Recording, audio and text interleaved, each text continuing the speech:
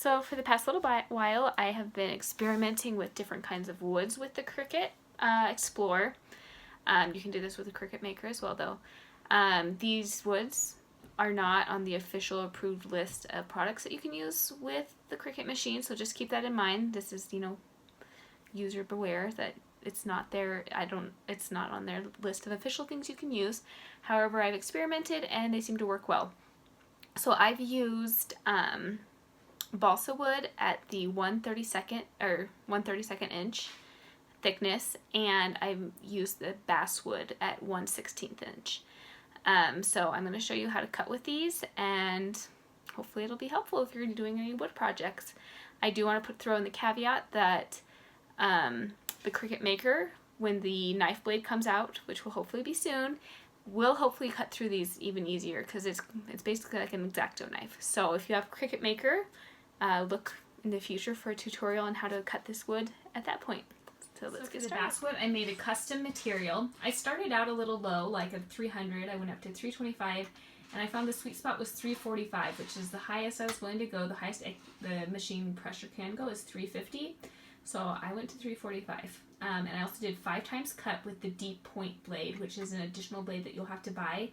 It's usually about $30, but sometimes you can get it on sale on the Cricut website or, Joann's, stores like that for about $20. So keep an eye out for sales like that. So I would cut the wood so the you can fit a piece going across like this. You can do it going the other way, but I think it's better to not have it going vertical down with the grain. You kind of want it to go across the grain like this. So we're going to go ahead and load that in. And again, we're using the deep point blade.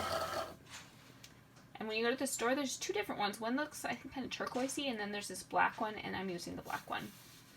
And you want to make sure, if you're using the Explorer, make sure it's done in the custom setting. Finish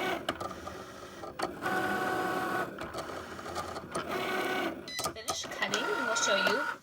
With this wood, with the basswood, it doesn't cut it out all the way, but with this setting that I've come to, all you have to do is you just kind of, if you'd rather, you can use the X-Acto knife just to make it a little easier, but if you don't want to, you can just break them out like that. I would start by, taking out the outer edge and then kind of going in from there. So this is really fun to be able to use this balsa wood, or the basswood, or basswood. I don't actually know how you say that, so we'll go with basswood. So you can just break it out like that. You don't need the X-Acto knife unless you really want it, but it works pretty easily. I also wanted to point out that with these woods, I do recommend using the purple mat, which is the strong grip mat. You need it so the wood doesn't shift around and it just sticks a lot better. So we'll go ahead and get started. So for the balsa wood, I decided to use the fine point blade. I used the deep cut a few times and it always seemed to catch on something. So the fine point blade at 300 pressure and 5 times cut. I did it 3 times cut the first time, and I was able to pop it out pretty easily, but I think the 5 times gets it out a little bit without having to, take it out.